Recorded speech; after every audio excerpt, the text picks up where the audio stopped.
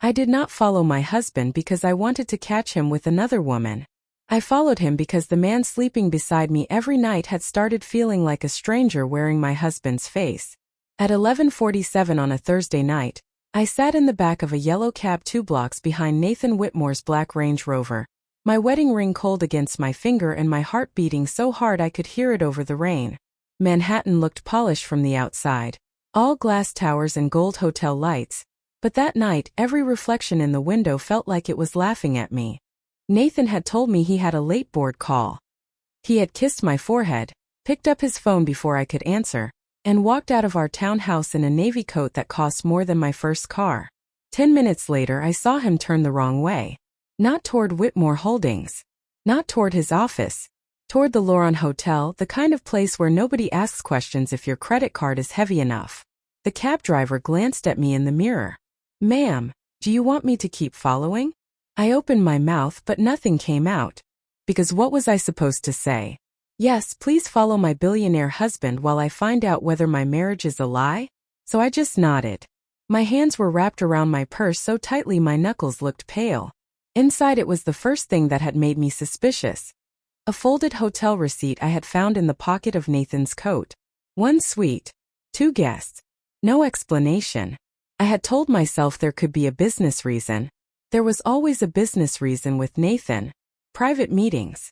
Confidential deals. Investors who flew in from Chicago or Dallas or San Francisco, and could only meet after dark. But then I saw her. She stepped out of the hotel entrance before he even parked, tall, elegant, wrapped in a red coat, blonde hair tucked behind one ear, the kind of woman who looked like she had never once wondered whether she belonged in a room. Nathan walked toward her, and she smiled like she had been waiting for him. He did not kiss her. He did not hold her hand. Somehow that made it worse. He placed his palm lightly against her back as they disappeared through the revolving doors, and the gesture was so familiar, so quiet, so practiced that my throat closed.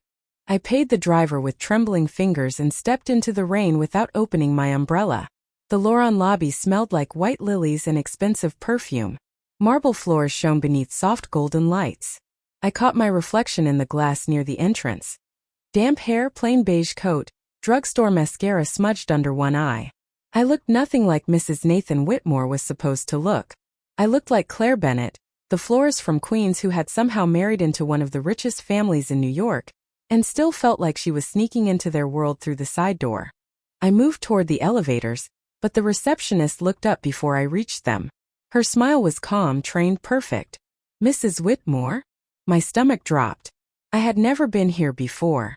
"Yes," I said carefully. She reached beneath the desk and pulled out a cream-colored envelope. "Your husband asked us to give this to you if you came in tonight." For 1 second the entire lobby went silent around me. The rain on my coat turned cold against my skin. Nathan knew. He knew I might follow him. He knew I would stand there, humiliated, scared, trying to decide whether I was a wife or a fool. I stared at the envelope. My name was written across the front in his handwriting. Claire. Not Mrs. Whitmore. Not darling. Just Claire. I wanted to turn around. I wanted to throw it away. I wanted to run back to the cab and pretend I had seen nothing. Instead I took it. The paper felt thick and expensive, like everything in Nathan's life. I walked into the restroom, locked myself in the last stall, and opened it with shaking hands. I expected a photograph. Confession. Maybe some cruel, clean sentence explaining that he was sorry, that he never meant to hurt me, that rich men made mistakes and poor girls were supposed to be grateful for apologies. But there was no love note inside. No lipstick-stained receipt. No hotel key. Just a copy of an old legal file, yellowed at the edges, stamped with a date from 17 years ago. At the top were 3 words that made my knees weaken. Bennett Floral Imports. My mother's company.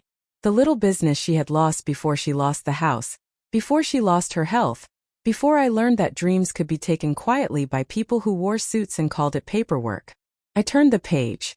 At the bottom, under a transfer agreement I had never seen before, was the name of the company that had bought everything for less than the price of a used pickup truck. Whitmore Holdings. And beneath it, in sharp black ink, was the signature of Nathan's father.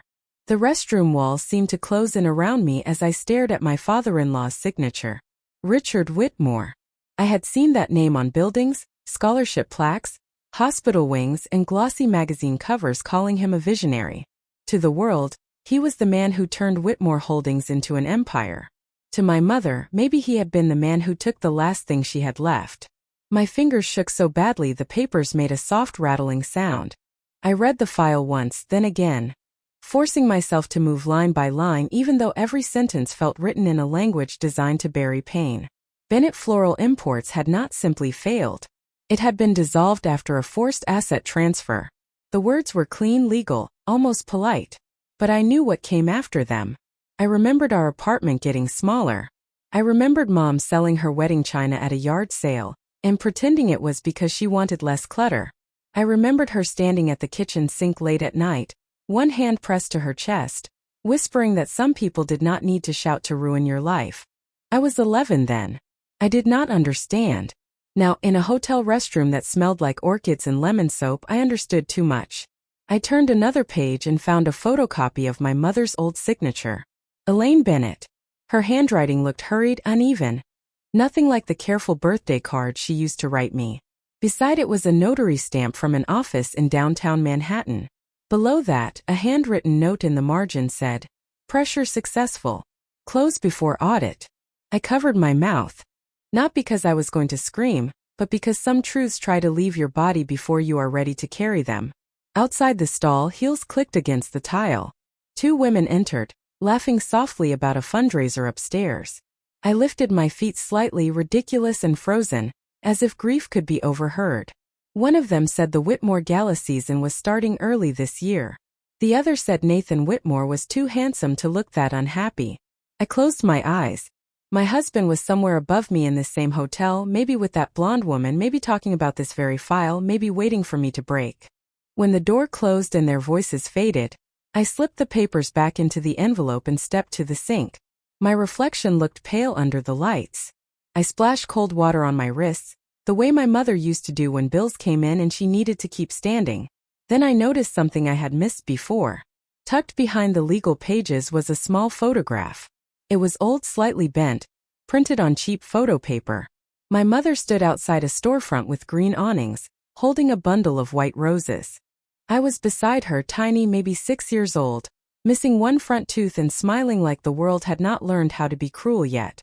On the back, in Nathan's handwriting, were 6 words. This is where it began. My chest tightened so hard I had to grip the sink. Nathan had this picture. Nathan had my mother's company records. Nathan had known enough to collect the past piece by piece, but not enough to tell me. I walked out of the restroom with the envelope hidden beneath my coat. The lobby looked the same, but I did not. A bellman opened the door for me, and the rain hit my face like a warning. I did not wait for Nathan. I did not go upstairs. I walked 3 blocks before I could breathe, then hailed a cab with my arm raised like I still had control of anything. The ride back to the Whitmore townhouse took 20 minutes. Felt like crossing 17 years. The city slid past in streaks of yellow light, and I kept seeing my mother's hands, red from working with flowers in winter, folding grocery coupons at our kitchen table. Nathan had once told me he loved how I could make beauty out of almost nothing. At the time I thought it was the sweetest thing anyone had ever said. Now I wondered if he had loved me, or if he had loved the chance to repair what his name had broken. When I reached home, the house was dark except for the soft security lights along the marble stairs. Everything inside was quiet, expensive, untouched. My shoes made small sounds across the foyer. On the wall hung our wedding portrait, Nathan in a black tuxedo, me in a simple ivory dress I had chosen because it reminded me of Gardenius. In the photo, his hand rested at my waist. His smile looked real. That was the cruelest part. I went straight to his study. I had never searched my husband's private things before. Even after the hotel receipt, even after the late calls, I had wanted to believe there was a line love should not cross. But love had already crossed something. Secrets had crossed first. His desk was locked, his cabinets too. I stood there, breathing hard, feeling foolish, until my eyes landed on a silver frame near the bookshelves. Our wedding photo again, smaller this time. I picked it up, and something slid behind it with a faint metallic tap. A key. Small brass, old-fashioned. Not for the desk. Not for a drawer. I turned it over in my palm and saw two tiny engraved words. West Wing. I stood in Nathan's study with that tiny brass key in my palm, listening to the house breathe around me. The West Wing had always been the one part of the townhouse nobody used. At least that was what Nathan told me. Old storage, he had said the first week after our honeymoon, when I asked why the double doors at the end of the second-floor hall stayed locked. Mostly family records. Nothing interesting. Back then, I had believed him because wives are supposed to believe the man who kisses their forehead and remembers how they take their coffee. I had believed him because doubt felt ugly inside a marriage. Now doubt felt like the only honest thing left. I slipped the envelope under my arm, left his study, and climbed the stairs slowly. The house was 4 stories tall, nearly 8,000 square feet. But it had never felt like a home. It was too quiet. Too perfect. The kind of place where flowers arrived already arranged, meals appeared without the sound of cooking, and every room looked as though no one had ever sat down long enough to leave a crease. My mother's old apartment in Queens had been barely 900 square feet, with a radiator that hissed in winter and kitchen cabinets that never closed right, but at least it had life in it. At least it had her humming while she trimmed stems over the sink. At least it had me. The hallway to the West Wing was darker than the rest of the house. No fresh flowers. No family photographs.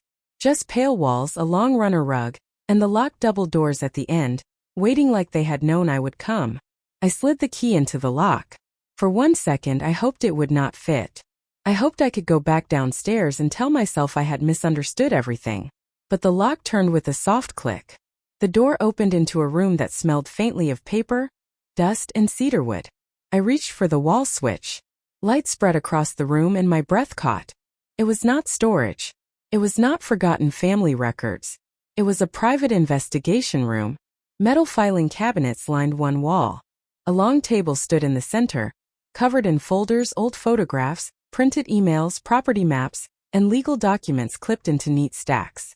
On the far wall, a large corkboard displayed a timeline that stretched from my mother's company to Whitmore Holdings to me. Red string connected names, dates, banks, lawyers, and properties. In the center was a photograph of my mother outside Bennett Floral Imports, smiling beneath those green awnings. Beside it was a photograph of me from 2 years ago, standing outside my little flower shop in a raincoat, holding a bucket of peonies. I could barely move. Seeing my life arranged on that wall made me feel less like a wife and more like evidence. I stepped closer to the table. One folder was labeled Elaine Bennett. Another said Asset Transfer. Another said Claire Protection Strategy. The last one made my stomach twist. Protection. That was what powerful people called control when they wanted to feel noble. I opened it. Inside were records of my shop lease, my bank statements, my overdue supplier invoices from before I married Nathan, even notes about the landlord who had once threatened to raise my rent by 30%. At the bottom of the folder was a printed email from Nathan to Evelyn Ross dated 6 days before our wedding. If my family moves against Claire, I need every document ready. She cannot know until I can fix it. I read the sentence again and again until the words blurred. She cannot know. Not, I need to tell my future wife. Not Claire deserves the truth. Just she cannot know. A memory rose so sharply it almost knocked the air from me. Nathan standing under the striped awning outside my shop the night he proposed, rain sliding off his coat, holding a small velvet box and saying, "Claire, you are the first honest thing that ever happened to me." I had cried because I thought he meant love. Maybe he meant confession. Maybe he meant guilt. On the table, beneath a stack of court records, I found another photograph. This one was of Nathan as a teenager standing beside his father at a ribbon-cutting ceremony. Behind them was a warehouse with the Whitmore Holdings banner across the door. I turned the photo over and found my mother's handwriting faintly visible on the back, as if it had been copied from another print. Last delivery before closing. April 2007. The room tilted. That warehouse had been hers. My mother had lost it. Nathan's family had opened it. And all these years later, he had married her daughter without telling her that his last name was carved into the deepest wound of her childhood. Then the phone on the table rang. Not my phone. Not Nathan's. A black office line I had not even noticed. The sound cut through the room once, twice, 3 times. I stared at it, frozen. On the 4th ring I picked up. For a moment there was only silence. Then Victoria Whitmore's voice came through, calm and sharp enough to chill the room. "Nathan," she said, "tell me she did not find the West Wing." I should have hung up.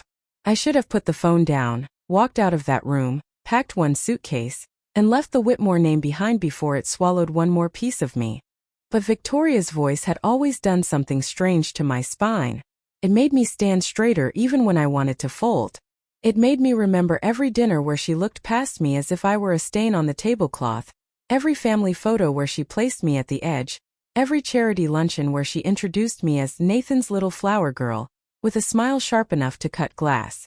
So I held the receiver tighter and said nothing. On the other end, Victoria exhaled. "Claire," she said, and the way she spoke my name told me she already knew. Not guessed. Knew. "Put Nathan on the phone." My mouth felt dry. "He is not here." A pause. Small. Controlled. "Then you are somewhere you do not belong." I looked around the room at my mother's photograph, my bank statements, my life pinned and labeled under warm recessed lights. For the first time since entering that house, anger came before fear. "Funny," I whispered. "I was just thinking the same thing." Victoria's voice did not rise. It did not need to. Women like her never shouted when they could press a button and make the world move for them. "You have no idea what you are looking at.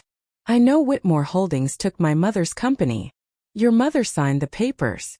Under pressure." Another pause. This one colder. "Be careful, Claire. Old stories become dangerous when repeated by people who do not understand business." There it was. Business. The clean word for ruining people from a safe distance. My eyes moved to the corkboard, to the red string connecting my mother's name to Richard Whitmore's signature. "Did Nathan know?" I asked.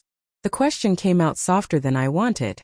Maybe because some part of me was still begging for a different answer. Victoria did not give me one. "My son has always had a weakness for broken things." The words landed quietly, but they changed the temperature of the room. I saw myself through her eyes then. Not a wife, not a woman, not someone Nathan loved, but a damaged little piece of his conscience he had dragged into their family. I set the receiver back in its cradle before she could say another word. My hands were shaking, but not from fear anymore. I reached for the folder marked Claire Protection Strategy and pulled out every page I could carry. Lease records, emails, transfer agreements, scanned letters, a financial summary showing the original value of Bennett Floral Imports compared to the amount paid by Whitmore Holdings. The difference was not just money. It was my mother's health, our apartment, my childhood, her future. I stuffed the papers into the envelope and tucked it under my coat. Then I saw a smaller file half hidden beneath a legal pad. Its label stopped me cold. Gala Contingency. I opened it. Inside was the seating chart for the Whitmore Foundation Gala scheduled for the next evening at the Loran Hotel. My name was circled in red. Beside it, in neat type notes, were phrases that made my stomach turn: human interest angle, modest background, public loyalty test, Bennett narrative contained. I read those words until they burned. Victoria was not waiting to see what I knew. She was preparing to put me in front of a ballroom full of donors, reporters, and shareholders and turn my life into a sweet little story before I could make it an ugly true one. She would smile. She would praise me. She would make me look grateful. And if I spoke against her after that, I would look bitter, confused, ungracious. A poor girl embarrassed by old paperwork she did not understand. That was how people like Victoria won. They did not bury the truth in the dark. They wrapped it in gold ribbon and made everyone applaud. Downstairs, the front door opened. I heard Nathan's voice in the foyer, low and tense, speaking to someone on the phone. My heart lurched before I could stop it. I shoved the gala file back into place, turned off the light, and closed the West Wing doors as quietly as I could. I did not run. Running would have made me feel guilty, and I was done carrying guilt that belonged to other people. I walked down the hall, the envelope hidden beneath my coat, each step steady against the runner rug. From the top of the stairs, I saw Nathan below, rain still shining on his dark hair, his phone pressed to his ear. He looked up and saw me. For 1 second, his face changed completely. Not surprise. Not anger. Fear. "Claire," he said, lowering the phone. "Where have you been?" I looked at the man I had married. The man who had followed the wreckage of my mother's life like a trail and still let me sleep beside him without the truth. I could ask you the same thing, I said. His eyes dropped to the envelope under my arm. The color left his face. And in that silence, I knew the gala was not tomorrow's danger. My marriage was already standing in the middle of the fire. For 3 seconds neither of us moved. Nathan stood at the bottom of the staircase with rain on his coat and fear in his eyes, and I stood above him holding the kind of truth that could split a life in half. He said my name again, softer this time, but I walked past him without answering. If I stopped, I might ask him to explain. If he explained, I might want to believe him. And I was too tired to let hope make me foolish. I locked myself in the guest room that night, the same room Victoria always suggested whenever she said Claire might be more comfortable with her own space. Nathan knocked once after midnight. Please, he said through the door. Let me tell you everything. I sat on the edge of the bed with the envelope open beside me. You had months, I whispered, though I was not sure he heard. By morning the townhouse looked untouched again, as if marble and money could erase what happened after dark. A black garment bag hung outside my door. Inside was a silver evening gown I had not chosen. Beside it sat a small card in Victoria's handwriting. Tonight matters. Try not to look frightened. I laughed once, not because it was funny, but because something inside me had gone quiet and sharp. By 7 that evening, I was back at the Loron Hotel, not as a suspicious wife hiding in the restroom, but as Mrs. Nathan Whitmore, polished, powdered, and placed on display. The ballroom glowed with chandeliers. White roses towered over every table. Cameras flashed near the entrance. Men in tuxedos spoke in low voices about markets and mergers. Women in satin smiled with their eyes already measuring the room.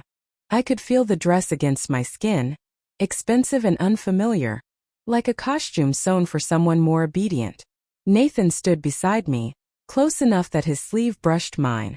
Claire, he murmured, whatever my mother says tonight, do not react. I turned my face toward him just enough to smile for a passing photographer. That is what you are asking me for? Silence. Pain crossed his face. I am asking you to survive the room.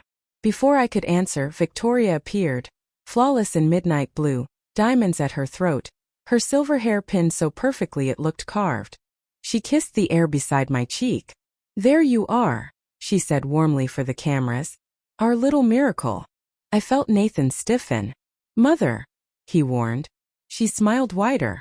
Relax, darling. Tonight is about family. That word followed us into the ballroom like perfume sprayed over smoke. Dinner passed in small bites I could not taste. People asked me how it felt to join such an extraordinary legacy. I told them it was an honor, because the truth was too large to fit between salad plates and champagne glasses. Then Victoria stepped onto the stage. The room softened into silence. Behind her, the screen lit with the Whitmore Foundation logo. She spoke about generosity, responsibility, the duty of powerful families to lift up those less fortunate. Every sentence was smooth. Every smile was practiced. Then my photograph appeared on the screen. Not my wedding portrait. An old picture of me outside my flower shop in Queens, wearing jeans, rain boots, and an apron stained with pollen. A quiet murmur moved through the ballroom. Victoria pressed one hand to her heart. And tonight, we celebrate a very personal example of what compassion can do. My daughter-in-law, Claire Bennett Whitmore, came from modest beginnings. A small shop, a difficult past. But through love, grace, and the support of this family, she has become part of something much greater than herself. The applause started politely. My face burned. She had not insulted me. That was the brilliance of it. She had praised me into a cage. I looked at Nathan. His jaw was tight, his hands curled at his sides. But he still did not speak. Victoria continued. We are proud to announce a new initiative in Claire's honor. One that will ensure stories like hers remain stories of hope, not resentment. Resentment. The word was meant for me. A waiter passed with champagne, and a shareholder at the next table leaned toward his wife and whispered, Smart move. Keeps the girl loyal. Something in me steadied. Not broke. Steadied. I rose before I realized I had decided to. Nathan caught my wrist gently, not to stop me, but because he was scared. I looked down at his hand, then at his face. You told me to survive the room, I whispered. Watch me. I walked toward the stage with every eye following me. Victoria's smile flickered for half a second. Claire, sweetheart, this is not necessary. I took the microphone from her hand. My voice was calm when I spoke, and that surprised even me. Thank you, Victoria. You are right about one thing. Stories matter. But only when they are told honestly. A ripple moved through the ballroom. Nathan stepped forward, but before he reached the stage, the screen behind me changed. The Whitmore logo disappeared. A video window opened. An older man sat in a plain office, his face tired, his voice shaking just enough to sound real. My name is Harold Mercer, he said. I was legal counsel for Whitmore Holdings in 2007. What happened to Bennett Floral Imports was not a fair acquisition. The room went still. Victoria turned white beneath the lights. And I realized with a sudden breath that I had not started this video. Nathan had. The video kept playing, and every second of it seemed to pull another brick out of the Whitmore empire. Harold Mercer looked older than the men in the ballroom, not because of age, but because guilt had a way of hollowing out a face. He explained how Bennett Floral Imports had been targeted after my mother refused to sell her warehouse near the East River. He described delayed payments, inflated inspection claims, pressure from lenders, and a transfer agreement pushed through when she had no money left to fight it. No one shouted. No one moved. The silence was worse than noise. It was the sound of powerful people realizing the floor beneath them had changed. I stood on stage with the microphone in my hand, but I could not speak. My mother's name had lived in my memory as something soft, tired, and private. Now it was hanging above a ballroom full of strangers in a story she had never been allowed to tell. Then the video ended, and for one sharp second the screen went black. Victoria stepped toward me, her smile gone. This is a deeply inappropriate mistake, she said, but her voice no longer filled the room the way it used to. Nathan walked past the tables and up the steps to the stage. He did not look at his mother. He looked at me. Claire, he said quietly, I am sorry. It was not enough. Nothing could be enough in that moment. But the way he said it made my chest ache because it sounded less like a defense and more like a surrender. He turned to the audience. Cameras lifted. Phones appeared. Board members leaned toward one another, whispering fast. Nathan took the microphone from its stand, not from me, as if he knew he had lost the right to take anything from my hands. My family built part of this company on a lie, he said. The words traveled across the ballroom like a crack through glass. In 2007, Bennett Floral Imports was not acquired through fair competition. It was cornered, pressured, and absorbed by Whitmore Holdings under terms that should never have been allowed. Elaine Bennett deserved better. Her daughter deserved the truth. And I failed her by keeping that truth hidden. My breath caught. He had said my mother's name. Not as a footnote. Not as an old problem. As a person. Victoria moved toward him, her diamonds flashing under the lights. Nathan, stop this now. He finally looked at her. No, it was one word, but it felt like a door closing on his entire life. She froze. I had never seen anyone tell Victoria Whitmore no in public. Maybe she had never seen it either. Nathan reached into the inside pocket of his jacket and removed a folded document. Effective immediately, I am asking the board to open an independent review of every acquisition connected to the Bennett transfer. I am also stepping down from active control during that review. Gasps spread through the room. A man near the front said, "That is not necessary." Another muttered, "This will destroy confidence." Nathan's face did not change. "Good," he said. "Confidence built on silence should be destroyed." For the first time, I saw him without the armor of his last name. Not the billionaire on magazine covers. Not the man who moved through rooms like the world had already agreed to make space for him. Just Nathan standing in front of everyone choosing to lose. And still my heart did not know what to do with that. Because love can recognize courage and still remember betrayal. Victoria turned to me then, and whatever softness she had ever pretended to carry was gone. "You think this makes you safe?" she asked, low enough that only those near the stage could hear. "You have no idea what families like ours survive." I looked at her, really looked at her, and saw something I had mistaken for strength all this time. Fear. Fear of being ordinary. Fear of being exposed. Fear that the girl from Queens was not grateful enough to stay quiet. I lifted the microphone again. My voice was steady, but my hands were not. My mother used to tell me that flowers know when they are planted in poisoned soil. They either wither, or they push their roots somewhere cleaner. I turned toward the room. I am done with poisoned soil. The applause did not come at first. People were too stunned, too busy calculating which side was safer. Then someone in the back began clapping. Slow. Uneven. Another joined. Then another. It was not the polished applause Victoria had arranged for me. It was uncertain, human, and real.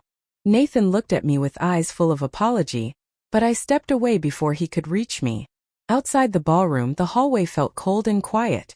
Evelyn Ross was waiting near the elevators, the blonde woman from the hotel, holding a leather folder against her chest. Up close, she did not look like a rival. She looked exhausted. "Claire," she said gently, "I am Nathan's attorney. And I think you should see what your husband found before his mother tells the room the part he has not been brave enough to say." Evelyn's folder felt heavier than paper should feel. I followed her away from the ballroom, past a row of mirrors where my silver dress flashed like something borrowed from a life that was never mine. Behind us, the applause had faded into confusion, and voices rose in careful waves, donors whispering, reporters moving, board members trying to decide whether loyalty still had a price. Evelyn stopped near a quiet service corridor and handed me the folder with both hands.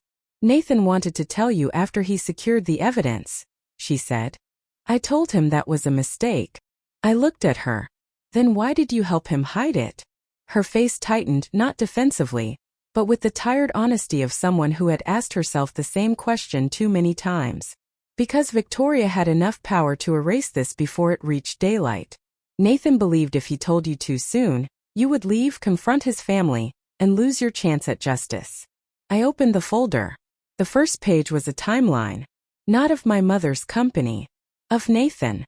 The dates moved backward through the last year.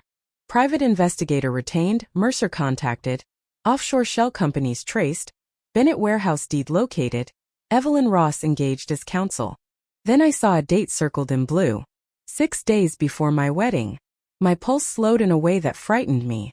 "No," I whispered. Evelyn did not pretend to misunderstand. "That was when Nathan confirmed the connection between Whitmore Holdings and your mother's loss." The hallway see me. The ring settled at the bottom of the champagne glass, catching the chandelier light like a small drowned star. No one spoke. Not Nathan. Not Victoria. Not the board members who had spent the evening pretending my pain was a public relations problem. I thought I would feel empty when I took it off, but what rose inside me was not emptiness. It was air. For the first time in that house, in that marriage, in that glittering room, I could breathe without asking permission. Victoria recovered first because women like her always did. She stepped closer to the microphone, her smile stitched back into place. "Claire is emotional," she said gently, as if explaining me to children. "This has been an overwhelming night for all of us." I looked at her and almost felt sorry for how little she understood. "No," I said. "I am not emotional. I am informed." A few people shifted in their chairs. Someone near the front lowered his champagne glass. I opened Evelyn's folder and pulled out the timeline, the transfer summary, the email about my shop, the old acquisition records Nathan had gathered, and the signed statement from Harold Mercer. My hands no longer shook. My mother did not lose her company because she was careless. She lost it because people with more money and better lawyers decided her dream was cheaper than their conscience. The words moved through the ballroom slowly, landing where applause could not cover them. Victoria's face hardened. "You have no legal standing to make accusations from a stage." Evelyn walked up beside me then, calm in her black suit, the blonde woman I had once feared and now understood. "Actually," she said, her voice clear enough for every table to hear, "she does. Copies of the supporting documents have already been sent to independent counsel, the State Attorney General's office, and 3 major news outlets. As of 9 o'clock tonight, this is no longer an internal family matter." The room changed again. It was subtle, but I felt it. Powerful people can smell risk faster than smoke. The men who had leaned toward Victoria all evening began leaning away. Reporters near the back lifted their phones higher. Board members stopped whispering and started calculating. Nathan stood below the stage, looking at me as though he wanted to come closer but finally understood that love, if it was love, sometimes meant staying exactly where the other person told you to stand. I turned to him. You do not get to fix this for me anymore. His jaw tightened but he nodded. One small movement. One real surrender. I know, he said. Then sign it over, I said. A murmur spread through the room. Victoria's eyes narrowed. Sign what over? I looked back at her. Every asset, share and property interest connected to Bennett Floral Imports that Whitmore Holdings obtained through the 2007 transfer. Not to me personally. To a foundation in my mother's name. Nathan reached into his jacket and pulled out another document. For a moment I almost hated him for being prepared. Then I saw his face. This was not performance. This was penance. I drafted it before tonight, he said. Evelyn made sure there were no conditions. He walked up the steps and placed the papers on the podium in front of me. The Bennett Foundation will be independent. You appoint the board. You control the mission. Whitmore Holdings has no claim, no approval rights, and no public naming privilege. Victoria let out a quiet laugh, but there was no warmth in it. You would burn down your own legacy for a florist? Nathan turned to her, and the boy inside the billionaire seemed to disappear. No, he said. I would stop calling theft a legacy. The sentence hit harder than shouting ever could. Victoria looked around the room, searching for someone to rescue her with silence. No one moved. Nathan signed first. His pen scratched across the paper, simple and irreversible. Then Evelyn signed as witness. Then she handed the pen to me. I stared at my name printed beneath the line. Claire Bennett Whitmore. Slowly I crossed out Whitmore. Not dramatically. Not with anger. Just once cleanly. Then I signed. Claire Bennett. A sound rose through the ballroom. Not applause yet. Not outrage. Something caught between disbelief and recognition. I closed the folder and held it against my chest. My mother had spent years thinking the world had forgotten what happened to her. Maybe justice did not bring back the lost years. Maybe it did not return the small apartment, the sleepless nights, or the woman she might have been if rich men had left her dream alone. But it gave her name weight again. It gave it light. I stepped down from the stage and walked past Nathan. He did not reach for me. He only said, Claire, I will spend the rest of my life giving back what my name took. I stopped but I did not turn around. Then start by learning the difference between giving back and holding on. Outside the rain had stopped. The city smelled clean in the cold night air. I left the Loran Hotel alone with no ring on my finger, no husband beside me, and my mother's name finally safe in my hands.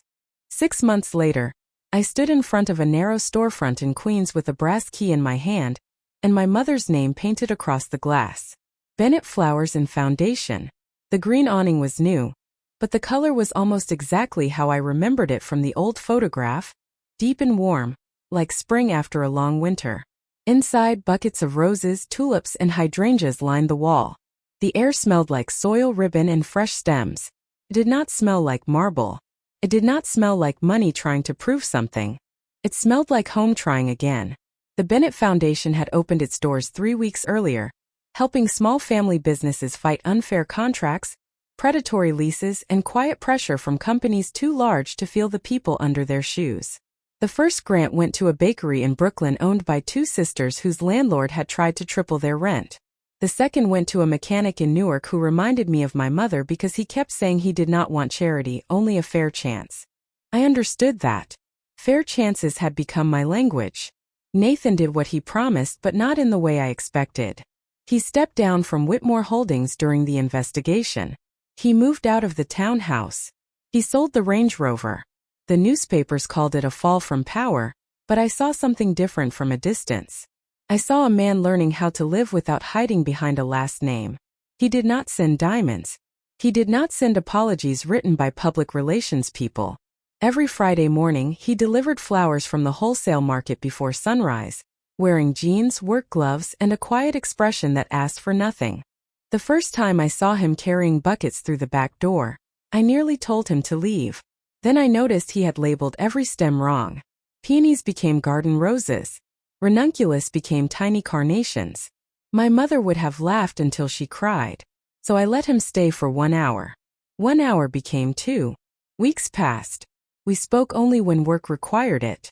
Then slowly, carefully, truth made room for softer things. One cold morning he handed me coffee from the deli on the corner, 2 sugars, a splash of cream. Exactly the way I had taken it before everything broke. I did not buy the building, he said before I could ask. The foundation did. I looked at him over the rim of the cup. And who funded the foundation? Money returned from Whitmore Holdings, he said. Not a gift. Restitution. That word mattered. He had learned the difference. By spring, Victoria Whitmore had resigned from every board she once ruled.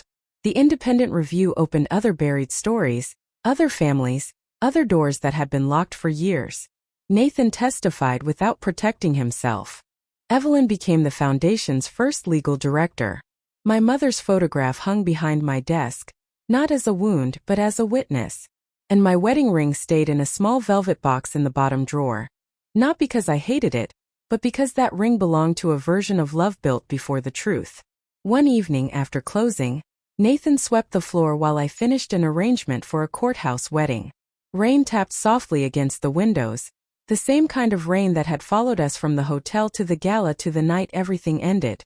He set the broom aside and placed a small paper bag on the counter. "This is not from Whitmore money," he said. "It is from my first paycheck consulting for the foundation." I opened it. Inside was a simple silver ring, thin and plain, with one small white stone that caught the light without demanding it. My throat tightened. Nathan did not kneel right away. He waited until I looked at him, really looked at him.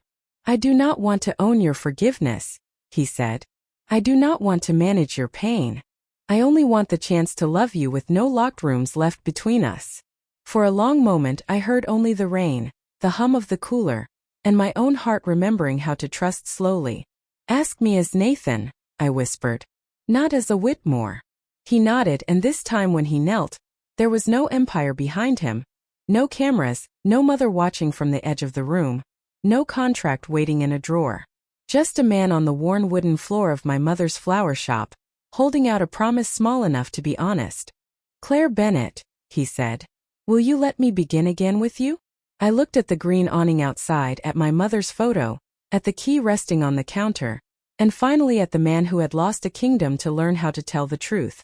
I gave him my hand, not because the past had disappeared. It had not. But because justice had given it a place to rest and love, real love, had stopped asking me to be grateful for silence. The silver ring slid onto my finger, light and cool.